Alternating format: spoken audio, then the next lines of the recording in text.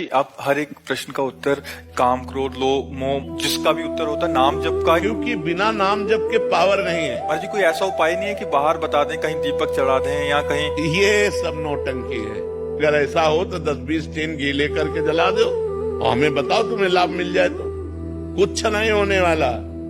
बिना अंदर के तुमने पाप किया है, अंदर के चिंतन से। ध्यान दीजिए, अंदर आपने कामना की और शरीर से आपके पाप हुआ। अब अंदर कैसे ठीक होगा? अंदर नाम जब ठीक करेगा।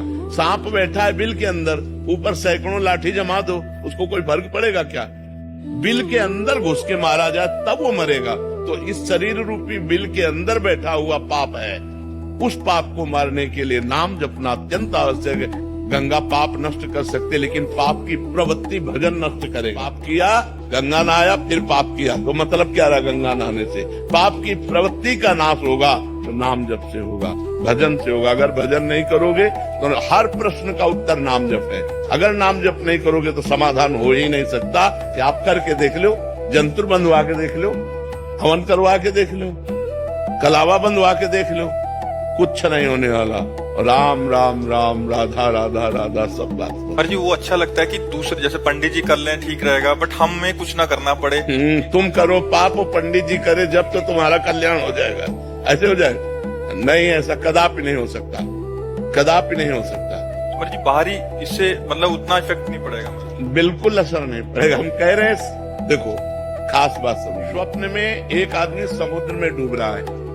अब वो कह रहा बचाओ, आवाज बाहर जोर से निकली, मैं समुद्र में डूब रहा हूं, बचाओ। अब हम लोग सैकड़ों तैराक उसके सामने एकत्रित कर दें, नौकाएं एकत्रित कर दें, क्या वो बच सकता है? एक उपाय केवल है, जगा दो उसे। समझ रहे हो ना? उसे जगा दो। अब एक बूंद पानी नहीं, जब वो समुद्र में डूब रहा था। ऐसे ही ये जगत माया प्रपंच है। जब तक ज्ञान नहीं होगा, जब तक भजन नहीं होगा, जैसे उसका एक ही उपाय केवल जगा देना है। आप सैकड़ों तैराक एकत्रित कर लो, बचा नहीं सकते उसको। नौका, जल जहाज नहीं बचा सकते। क्यों? वो स्वप्न में डूब रहा है। उसको जगा दो, बस उसका स्वप्न टूट जाए, वो जग गया, अब वो बच जाएगा। जो सपने सिर काटे कोई, बिन जागे दुख दूर न होई। ऐसे ही जब तक आपको ज्ञान नहीं होगा, तब तक आप रोते रहोगे इस जगत के मोह में, राग में, काम में, क्रोध में, लोभ में। थोड़ा दान पुण्य किया, थोड़ा पाप नष्ट हुआ, फिर पाप किया, फिर इससे काम नहीं बनेगा। काम बनेगा पाप की जड़ का नाश हो, और पाप की जड़ है पाप की प्रवृत्ति।